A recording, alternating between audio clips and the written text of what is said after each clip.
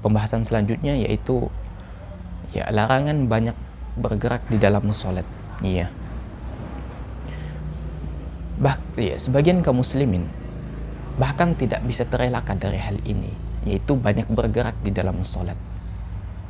Bahkan gerakannya itu cenderung tidak memiliki fungsi atau tidak ada keperluan di dalamnya. Bahkan ana sering melihat di masjid-masjid ya, ada sebagian orang yang tentunya sholat sunnah ya sebelum mendirikan sholat wajib. Ana perhatikan ada sebagian kaum muslimin yang mata mereka itu ya tidak mengarah ke tempat sujud, akan tetapi ada mengarah ke atas, ada mengarah ke samping, ada mengarah samping kiri, samping kanan, dan mata mereka tidak tetap kepada tempat sujud. Padahal Nabi memerintahkan kita agar melihat tempat sujud jamaah. Iya. Tentu ini berpengaruh terhadap kekhusyuan seseorang. Akan berpengaruh terhadap kekhusyuan seseorang. Apa kata Allah Subhanahu wa taala? Allah berfirman, ya. Maqumu lillahi qanitin. Ya. Dan laksanakanlah salat karena Allah dengan khusyuk. Ya. Al-Baqarah ayat 238. Kemudian Allah berfirman, qad aflahal mu'minun alladzina hum fi salatihim khashi'un. Sesungguhnya beruntunglah orang-orang yang beriman, yaitu orang yang khusyuk di dalam salatnya. Al-Mu'minun ayat 1 sampai 2. Dua ayat ini menunjukkan bahwasanya pertama, perintah Allah untuk khusyuk di dalam salat. Khusyuk itu berlaku bagi seluruh anggota tubuh termasuk mata dan setiap gerakan kita. Ya, kemudian ayat yang kedua ini menunjukkan bahwasanya khusyuk itu merupakan ya salah satu ciri-ciri orang beriman yang beruntung. Makanya ketika seseorang bisa selamat dari gerakan-gerakan yang tidak penting di dalam salat, maka dia beruntung jamaah. Ya, karena itu akan berpengaruh terhadap kekhusyuan seseorang. Ya. Kadang-kadang kan ada sebagian saudara kita yang bergerak di dalam salat dan gerakan itu tidak diperlukan. Seperti bergoyang-goyang di dalam salat. Iya. Atau melihat ke kiri dan ke kanan, atau melihat ke atas. Atau kadang-kadang ada sebagian yang malah membaca merek sarung teman yang ada di saf depannya, atau membaca poster-poster yang ada di dinding masjid, membaca kaligrafi yang ada di masjid. Tentu ini adalah perkara-perkara yang tidak penting di dalam salat. Iya. Kata para ulama, ya, banyaknya gerakan secara berturut-turut tanpa dibutuhkan itu dapat membatalkan salat. Iya. Makanya ketika seseorang di dalam salat, ketika dia banyak bergerak, maka kata para ulama, jika gerakan itu tidak diperlukan, itu bisa membatalkan salat. Makanya hati-hati teman-teman sekalian, ya. Hati-hati ketika di dalam salat. Perhatikan betul setiap gerakan kita. Gerakan yang kita lakukan itu memang diperlukan ataukah tidak. Ya. Dan kita dibolehkan bergerak kecuali dalam ya, hanya di dalam kondisi darurat saja. Misalnya saat kita salat ada misalnya sesuatu yang membahayakan, seperti ada kalajengking, maka kita boleh membunuhnya. Kemudian kita melanjutkan sholat kita, karena gerakan itu diperlukan. Karena jika kita tidak bergerak pada saat itu, maka itu akan membahayakan. Atau misalnya ada ular, ya maka kita boleh ya membunuh ular tersebut. Kemudian kita lanjutkan sholat kita, karena memang diperlukan jamaah. Iya. Dalam sebuah hadis, ya, suatu saat Rasulullah SAW ditanya tentang hukum meratakan tanah ketika sujud. Ya, karena dulu jamaah, ya, Masjid Nabawi itu ya lantainya lantai tanah, sehingga ketika mau sujud ya maka biasanya para sahabat itu ya, meratakan terlebih dahulu agar ya tidak mengganggu mereka saat sujud, meratakan tanah. Beliau menjawab, jangan engkau mengusap sedang engkau dalam keadaan sholat. Jika terpaksa harus melakukannya, maka cukup sekali meratakan kerikil.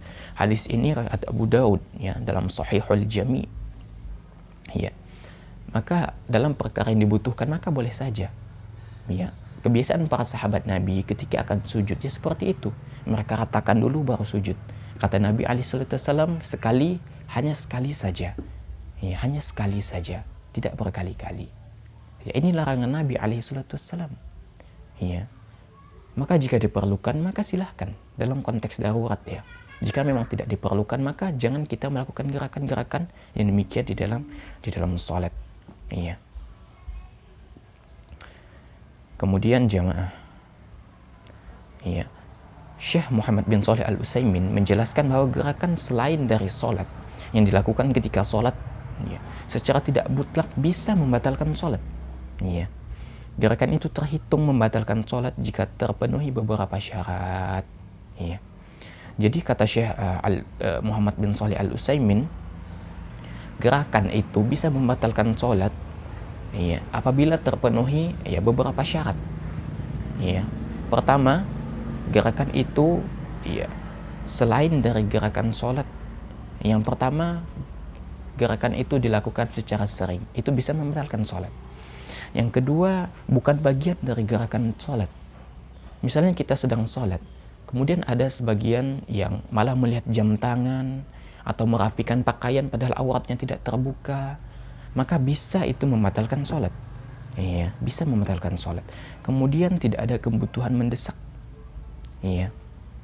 Jadi jika kita tidak ada kebutuhan mendesak, maka jangan pernah bergerak.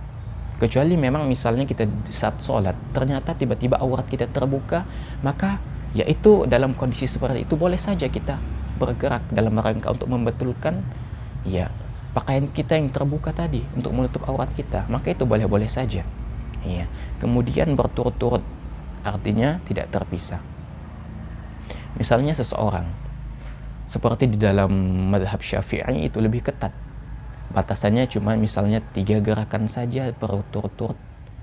Artinya gerakan keempat itu sudah bisa membatalkan sholat. Misalnya seseorang digigit nyamuk sehingga ada rasa gatal gitu kan. Maka cukup dia, ya, menggerakkan tangannya untuk menggaruk itu misalnya 3 kali. Ya, keempatnya itu bisa membatalkan sholat. Iya. Akan tetapi jika memang, iya, gerakan itu harus dilakukan karena memang membahayakan kita di dalam sholat, maka di atas 3 kali pun tidak ada masalah karena ini memang kondisi mendesak, kondisi darurat. Iya. Makanya teman-teman sekalian, kita harus berhati-hati di dalam masalah ini. Jangan sampai karena banyaknya kita bergerak di dalam sholat itu dapat membatalkan sholat kita. Iya. Karena ini perkara yang banyak dilalaikan oleh kaum muslimin. Iya. Tapi jamaah yang paling sering, jamaah yang kadang yang ana saksikan, ya, kaum muslimin ketika sholat itu tidak bisa menjaga pandangannya. Mata mereka mengarah ke sana kemari. Iya. Sehingga mereka tidak khusyuk di dalam sholat dan tidak memandang tempat sujud. Tentu ini merupakan perkara yang harus diperhatikan. Ini bukan perkara main-main jamaah. Kita kalau sedang ngobrol misalnya, iya, dengan presiden bertatap muka, kita pasti akan, ya, khusyuk. Maksudnya dengan rasa hormatnya kita akan berhadapan dengan presiden tersebut dengan kondisi pakaian rapi, dan kita tidak akan melakukan gerakan yang tidak diperlukan. Itu kepada seorang presiden. Kenapa dengan Allah Anda melakukan gerakan-gerakan yang tidak diperlukan? Ya, seharusnya kepada Allah itu lebih menjaga adab dengan tidak melakukan gerakan-gerakan yang tidak diperlukan.